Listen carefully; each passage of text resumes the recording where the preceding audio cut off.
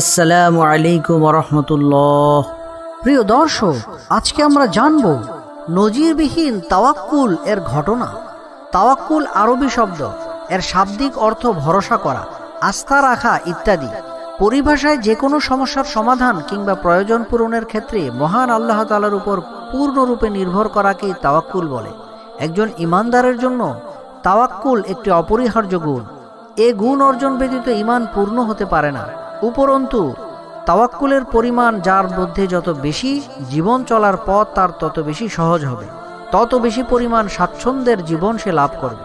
কেননা আল্লাহ পাক নিজেই পবিত্র কোরআনে ঘোষণা করেছেন, যারা বিভিন্ন সমস্যায় পতিত হয়ে আল্লাহর উপর ভরসা করে আল্লাহ তাআলাই তাদের জন্য যথেষ্ট হয়ে যান। সূরা তালাক আয়াত ৩। এ বিশ্ব চরাচরে আল্লাহর এমন অসংখ্য বান্দাবান্দিও রয়েছেন যাদের তাকওয়া, পরেজগারি ও তাওয়াক্কুল দেখে রীতিমতো হয়রান হতে হয়। আমাদের আকল সেখানে কাজ করে না, মনে হয় এই যেন এক অবিশ্বাস্য কাহিনী, অসম্ভব ঘটনা। নিম্নে সেই সব মহামনীষীদেরই কয়েকটি বাস্তব ঘটনা উল্লেখ করা হচ্ছে। এক আল্লাহর ওলি, খোদার আশেক শাহ সুজা কিরামানি রহমতুল্লাহ আলাই নামে সকল মহলে তার পরিচিতি। খোদাকে পাওয়ার আশায় হযরত ইব্রাহিম আদহাম রহমতুল্লাহ আলাইহির ন্যায় তিনিও শাহী তখত পরিত্যাগ করেছিলেন। বাদশাহী জীবন পরিত্যাগ করে দরবেশী জীবন অবলম্বন করেছিলেন। অবশ্য দুনিয়ার বাদশাহী পরিত্যাগ করলেও আলেম, ওলামা ও নেককার লোকদের নিকট তার মর্যাদা ছিল একজন ন্যায়পরায়ণ প্রতাপশালী বাদশাহের চাইতেও অনেক বেশি। হযরত শাহ সুজা কিরমানি রহমতুল্লাহ আলাইহির ছিল এক দিনদার, নেককার, সুন্দরী, ষোড়শী কন্যা। জ্ঞান, গরিমায়, দেখাশোনায় ও আদব আখলাকে সে ছিল অতুলনীয়। সবর, শকর ও তাওয়াক্কুল ছিল তার চরিত্রের অনন্য বৈশিষ্ট্য। হযরত শাহ সুজা কিরমানি রহমতুল্লাহ আলাইহির ইচ্ছা ছিল কোনো দিনদার ও নেককার ও আল্লাহওয়ালা ছেলের হাতে আদরের কন্যাকে তুলে দিবেন। এই জন্য বেশ কিছুদিন যাবৎ তিনি একজন মনের মতো ছেলে খুঁজে বেড়াচ্ছেন। কোনো ছেলে দিনদার কিনা তা পরীক্ষা করার বড় মাধ্যম হলো নামাজ। দিনদারি পরীক্ষা করার এই নিয়মটির প্রচলন বর্তমান জমানায় খুব ব্যাপক না হলেও সে সময় কিন্তু এভাবেই দিনদারির পরীক্ষা নেওয়া হতো।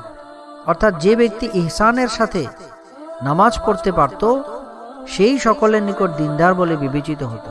ইহসান বলা হয় এমন একাগ্রতার সাথে নামাজ আদায় করা যেন নামাজি ব্যক্তি আল্লাহ পাককে দেখতে পাচ্ছে, কিংবা অন্তত এতটুকু খেয়াল থাকা যে আল্লাহ পাক তাকে দেখছেন। দিনদারি পরীক্ষা করার মাধ্যম হিসেবে নামাজকে বেছে নেওয়ার কারণ হলো, যে ব্যক্তি গুরুত্বপূর্ণ ইবাদত নামাজকে সুন্দর ও সুচারুরূপে আদায় করবে, শরীয়তের অন্যান্য বিধিবিধানও সে সুন্দর ও গুরুত্বের সাথে আদায় করবে। আর এই বিষয়টি খলিফাতুল মুসলিমিন হযরত ওমর রাদিয়াল্লাহু তাআলা আনহুর আমল দ্বারা বিশেষভাবে প্রমাণিত। হযরত ওমর রাদিয়াল্লাহু তাআলা আনহু যখন কাউকে কোনো প্রদেশের গভর্নর নিযুক্ত করে পাঠাতেন, তখন তিনি এই বিষয়টি খুবই গুরুত্বের সাথে খেয়াল করতেন যে সে একাগ্রতা, একনিষ্ঠতা ও খুশুখুজুর সাথে ইহসান সহকারে নামাজ আদায় করে কিনা। কেউ এর কারণ জিজ্ঞাসা করলে তিনি বলতেন, যে ব্যক্তি নামাজকে গুরুত্বের সাথে আদায় করবে সে শরীয়তের অন্যান্য হুকুম আহকামও গুরুত্বের সাথে আদায় করে। হযরত শাহ সুজা কিরমানি রহমতুল্লাহ আলাইহি যখনই কোনো যুবককে নামাজ পড়তে দেখতেন, তখনই দূর থেকে তার নামাজের প্রতি তীক্ষ্ণ দৃষ্টি রাখতেন। একদিন তিনি মসজিদে বসা দেখলেন একজন যুবক অত্যন্ত ধীরস্থিরতার সাথে একাগ্র চিত্তে নামাজ আদায় করছেন। তার নামাজ ছিল ওই ধরনের নামাজ যা একজন মানুষ দিনদার হওয়ার জন্য প্রমাণ হতে পারে। শাহ সুজা কিরমানি রহমতুল্লাহ আলাইহি যুবকের নামাজ দেখে যার পর নাই খুশি হলেন এবং মনে মনে সিদ্ধান্ত নিলেন, এই যুবক যদি অবিবাহিত হয় আর সে রাজি থাকে, তবে তার সাথেই তিনি আপন কন্যার বিবাহ সম্পাদন করবেন। যুবক নামাজ শেষ করলেন, চেহারায় তার স্বর্গীয় দীপ্তি। শাহ সুজা কিরমানি রহমতুল্লাহ আলাইহি এগিয়ে গেলেন তার কাছে, সালাম দিলেন মমতার স্বরে। অতঃপর মুসাফাহার পর্ব শেষ করে তার অবস্থা সম্পর্কে খোঁজ খবর নিলেন। তিনি জানতে চাইলেন, আপনার নাম কি, আপনার ঠিকানা কোথায়, আপনার বংশ পরিচয় কি ইত্যাদি। তিনি ওই যুবককে লক্ষ্য করে আরও বললেন, আপনাকে দেখে তো একজন ভদ্র পরিবারের সন্তান বলেই মনে হচ্ছে, তবে মনে হয় আপনি একজন গরিব দুস্থ মানুষ। যুবক বললেন, আমি একজন ভদ্র ছেলে কিনা জানি না, ভদ্র অভদ্রের পার্থক্য তো আপনারা করবেন, তবে আমার গরিব হওয়ার ব্যাপারে আপনি যে ধারণা করেছেন দুনিয়াবী দৃষ্টিকোণ থেকে তা অমূলক নয়। হযরত শাহ সাহেব তাকে আবার জিজ্ঞেস করলেন, আপনি কি বিবাহিত নাকি কোথাও বিবাহ শাদী করে ফেলেছেন? বিবাহের কথা শুনে যুবকের কণ্ঠ রুদ্ধ হয়ে আসে, ওর মুখ থেকে কোনো কথা সরে না। ছল ছলিয়ে ওঠে আঁখি যুগল, চোখের কোণে দেখা দেয় উপচানো অশ্রুধারা। একসময় নিজেকে সামলে নিয়ে ভারাক্রান্ত হৃদয়ে বললেন, হযরত, আমি গরিব ও দুস্থ হওয়ার যে ধারণা আপনি করেছেন তা 100 ভাগ সত্য। আর আপনি বলুন, একজন সহায় সম্বলহীন দুস্থ ছেলের হাতে কেই বা তার আদরের মেয়েকে তুলে দিবে? যুবকের কথা শুনে শাহ সুজা কিরমানি রহমতুল্লাহ আলাইহির চোখে অশ্রু প্লাবন শুরু হলো। সাথে সাথে দুফোঁটা তপ্ত অশ্রু মাটিতে গড়িয়ে পড়ল। এক পর্যায়ে তিনিও নিজেকে নিয়ন্ত্রণে এনে বললেন, আপনি নিরাশ হচ্ছেন কেন? আপনি কি কোথাও বিবাহের প্রস্তাব পাঠিয়েছিলেন? ছেলেটি বলল, আমি যখন জানি যে আমার প্রস্তাব কেউ কবুল করবে না, নির্ঘাত তা উপেক্ষিত হবেই, সেক্ষেত্রে অযথা প্রস্তাব পাঠিয়ে নিজেকে অপমানিত করতে চাইনি। অশ্রু সজল নয়নে বিনীত স্বরে জবাব দিলেন যুবক, আচ্ছা, আপনি কি শাহ সুজা কিরমানিকে চিনেন? তার আদরের দুলালির সাথে যদি আপনার বিবাহ হয় তাতে কি আপনার সম্মতি আছে? নিজেকে গোপন রেখে প্রশ্ন করলেন শাহ সুজা কিরমানি রহমতুল্লাহ আলাইহি। শাহ সুজা কিরমানি রহমতুল্লাহ আলাইহির নাম অসংখ্যবার শুনলেও তাকে সরাসরি দেখার সৌভাগ্য যুবকের কোনোদিনই হয়নি। এই জন্য যুবক শাহ সাহেবকে চিনতেন না। অবশ্য তিনি যে একজন খ্যাতনামা বুজুর্গ তা তার ভালো করেই জানা ছিল। এবার সামনে উপবিষ্ট লোকটির মুখে শাহ সাহেবের মেয়ের সাথে নিজের বিবাহের কথা শুনে তিনি ভাবলেন, এ তো আমার সাথে উপহাস বই কিছুই নয়। তার মতো একজন বিখ্যাত আল্লাহর অলির মেয়ের সাথে আমার বিবাহের কল্পনা করাও তো অন্যায়। তাই খানিকটা হেসেই যুবক উত্তর দিলেন, হযরত, আপনি আমার সাথে কেন অযথা উপহাস করছেন? কোথায় আমি আর কোথায় শাহ সুজা কিরমানি? তার মতো মহামনীষীর নাম নিলেও তো শ্রদ্ধায় মস্তক অবনত হয়ে আসে। এবার শাহ সুজা কিরমানি রহমতুল্লাহ আলাইহি নিজের পরিচয় দিয়ে বললেন, ভয় পাওয়ার কিছুই নেই বাবা, আমি অধম শাহ সুজা কিরমানি। সম্মতি পেলে আপনার হাতে আমার আদরের কন্যাকে তুলে দিতে আমি মোটেও কুণ্ঠিত হব না। বরং আপনার মতো ছেলের হাতে মেয়েকে তুলে দিতে পারলে নিজেকে সৌভাগ্যবান বলেই মনে করব। ভাবি শ্বশুরের মুখে বিবাহের কথা শুনে লজ্জায় রক্তাভ হয়ে যায় যুবকের মুখমণ্ডল। আবারও তার দুগণ্ড বেয়ে ঝরে পড়ে অশ্রুমালা। তবে সে অশ্রু বেদনার নয়, আনন্দের। প্রিয়তমাকে কাছে পাওয়ার এক বুক স্বপ্নের। যুবক ভক্তি প্রযুক্ত ভয় নিয়ে জিজ্ঞেস করলেন, জনাব, আপনার রাজি থাকাই কি যথেষ্ট, নাকি মেয়েরও মতামত নেয়ার প্রয়োজন আছে? শাহ সাহেব বললেন, আমি এ ব্যাপারে মেয়ের মতামত নিয়েছি। তার মতানুসারে আপনার মতো একজন পাত্রের সাথে বিবাহ বন্ধনে আবদ্ধ হতে সে রাজি আছে। এ কথা শুনে যুবকের মস্তক শুকরিয়ায় অবনত হয়ে এল। তিনি বললেন, আমি কি কশ্চিন কালেও আপনার জামাতা হওয়ার যোগ্যতা রাখি? আমার এই সৌভাগ্যের জন্য মহান আল্লাহর শুকরিয়া আদায় করার ভাষা আমার জানা নেই। যুবকের সম্মতি পাওয়ার পর বেশি দেরি হলো না। ওই দিনই বিখ্যাত বুজুর্গ শাহ সুজা কিরমানি রহমতুল্লাহ আলাইহি আপন কন্যাকে যুবকের সাথে বিবাহ বন্ধনে আবদ্ধ করে দিলেন। বিবাহের পর শাহ সুজা কিরমানি রহমতুল্লাহ আলাইহি জামাতাকে লক্ষ্য করে বললেন, আপনি আপনার বাড়িতে চলে যান। কিছুক্ষণ পর আমিই আপনার বিবিকে নিয়ে আপনার খেদমতে উপস্থিত হব। শ্বশুরের নির্দেশে যুবক একাই বাড়িতে চলে গেলেন। বাড়িতে গিয়ে যুবককে বেশিক্ষণ অপেক্ষা করতে হলো না। নিজ হাতে ছোট ঘরখানা ঝাড়ু দেওয়ার পরই তিনি দেখলেন শাহ সুজা কিরমানি রহমতুল্লাহ আলাইহি আদরের মেয়েকে চাদর আবৃত করে ধীর পদে এগিয়ে আসছেন। যুবক যে ঘরে বাস করত সে ঘরটি ছিল খুবই জীর্ণ শীর্ণ, দেখতে অনেকটা ঝুপড়ির মতো। কোনো আসবাবপত্রের নাম গন্ধ সেখানে নেই। এমনকি শোয়ার জন্য কোনো খাট কিংবা চৌকির ব্যবস্থাও ছিল না।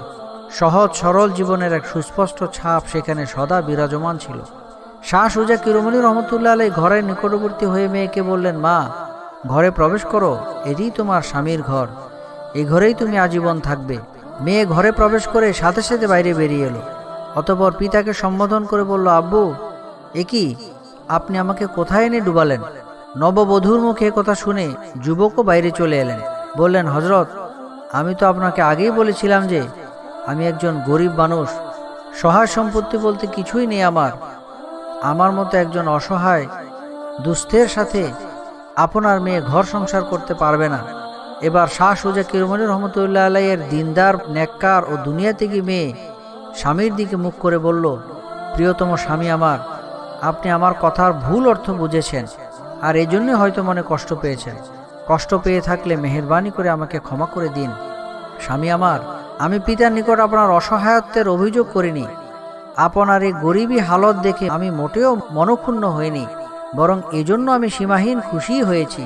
আমার কথার অর্থ হলো, আমার আব্বাজান আমাকে বলেছিলেন, মা, আমি তোমাকে একজন জাহেদ বা দুনিয়াতেগী পাত্রের সাথে বিবাহ দিতে চাই। আব্বার কথা শুনে আমি যার পর নাই খুশি হয়েছি এবং তার প্রস্তাবে রাজি হয়ে গিয়েছি। কিন্তু আপনার ঘরে প্রবেশ করার পর দেখতে পেলাম একটি পাত্রে কিছু বাসি রুটি রাখা আছে। আমি একজন জাহেদের স্বভাব পরিপন্থী কাজ বলে মনে করছি, কারণ কোনো জাহেদ পরবর্তী ওয়াক্তের খাওয়ার আশায় বাসি রুটি ঘরে জমা করে রাখেন না। আর এ কারণেই আমি আব্বাজানকে বলেছি, আপনি আমায় কোথায় এনে ডুবালেন? আপনার রুটি সঞ্চয় করে রাখার দ্বারা মনে হচ্ছে দুনিয়ার প্রতি সামান্য হলেও আপনার আকর্ষণ আছে, আল্লাহর উপর ভরসা কিছুটা হলেও আপনার কম আছে। অথচ দুনিয়ার প্রতি আকর্ষণ মুক্ত, আল্লাহর উপর পূর্ণ নির্ভরশীল একজন ছেলেকে আমার স্বামী হিসেবে পাওয়ার আশা করেছিলাম, যাতে বেহেশতি নূরে উদ্ভাসিত হয় আমার দাম্পত্য জীবন। 16 বছরের একটি মেয়ের মুখে এ ধরনের কথাবার্তা শুনে যুবক হতভম্ব হয়ে গেলেন। অপলক দৃষ্টিতে তাকিয়ে রইলেন নববধূর চাঁদনি মুখের দিকে। ভাবলেন, এ তো দেখছি তাওয়াক্কুলের ক্ষেত্রে আমাকেও ছাড়িয়ে গেছে। এরূপ মেয়েকে স্ত্রী হিসেবে পেয়ে মহান আল্লাহর দরবারে তিনি শত কোটি শুকরিয়া আদায় করলেন। তারপর স্ত্রীকে বুঝানোর উদ্দেশ্যে বললেন, দেখো, আমার ব্যাপারে তোমার ধারণা সঠিক নয়। আমি আজ রোজা রেখেছি। আল্লাহর উপর আমার নির্ভরতা কম, কিংবা পরবর্তী ওয়াক্তে খাওয়ার আশায় আমি রুটি সঞ্চয় করে রাখিনি। বরং রুটি সঞ্চয় করে রাখার পিছনে আমার উদ্দেশ্য ছিল যাতে সন্ধ্যায় ইফতার করার সময় কোনো বাড়তি ঝামেলা পোহাতে না হয়। তাছাড়া আমি এও চাইনি যে আমার ঘরে আসার সাথে সাথেই তুমি রুটি তৈরিতে ব্যস্ত হয়ে পড়ো। মেয়েটি পুনরায় বলল, আমার দৃষ্টিতে এও যথাযথ তাওয়াক্কুল পরিপন্থী কাজ, কারণ যার জন্য আপনি রোজা রাখলেন তার প্রতি আপনার এতটুকু ভরসা নেই যে তিনি যথাসময়ে আপনার ইফতারির ব্যবস্থা করে দিবেন। জবাবে স্বামী বললেন, হ্যাঁ, তুমি ঠিকই বলেছ, তোমার তাওয়াক্কুলের সাথে আমিও হেরে গেলাম। সুবহানাল্লাহ। মুহতারাম ভাইগণ, আল্লাহর উপর তাওয়াক্কুল তথা আস্থা ও ভরসা কতটা মজবুত হলে একটি 16 বছরের মেয়ের মুখ থেকে এই ধরনের কথাবার্তা বের হতে পারে। প্রকৃতপক্ষে আল্লাহর উপর আমাদের তাওয়াক্কুল অনুরূপ হওয়া উচিত। তাহলে আমাদের জীবনে সুখ আসবে, শান্তি আসবে, না পাওয়ার বেদনা দূরীভূত হবে, সবর ও শকর করার অভ্যাস গড়ে উঠবে, আল্লাহর মদদ ও সাহায্য পাওয়া যাবে। ছোট বড় যে কোনো সমস্যা বা সংকটে পতিত হলেও চেহারার মধ্যে স্বর্গীয় দীপ্তি সমুজ্জ্বল থাকবে। আল্লাহ আমাদের সকলকে তাওয়াক্কুলের মতো মহা সম্পদ নসিব করুন, আমিন। প্রিয় দর্শক, আমাদের চ্যানেলটি যদি ভালো লেগে থাকে তাহলে এখনই সাবস্ক্রাইব করুন এবং লাইক, কমেন্ট ও শেয়ার করে নেকি হাসিল করুন। আল্লাহ তাআলা আমাদের সবাইকে আমল করার তৌফিক দান করুন, আমিন ইয়া রাব্বুল আলামিন।